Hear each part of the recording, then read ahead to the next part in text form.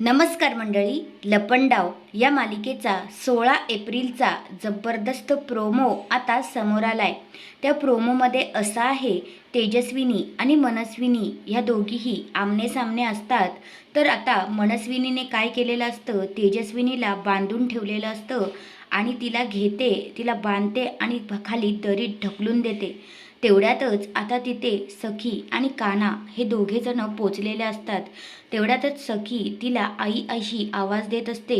तेवढ्यात आता सरकार इथे काय करते माहिती आहे का, तिकडे तिने तेजस्विनीला टाकलेलं असतं बांधून आणि फेकलेलं असतं, पण म्हणते अगं सखी ती बघ, ती मनस्विनी आहे, मनस्विनी खाली पडते, तिला वाचव। असं आता इकडे सरकार जी आहे ती सखीला कन्फ्यूज करते आणि मग लगेचच जी सखी आहे ती धावत पळत आता मनस्विनी मावशी असं करत तिला वाचवायला जातच असते। पण तेवढ्यात आता जी तेजस्विनी आहे ती खाली पडून जाते दरीत।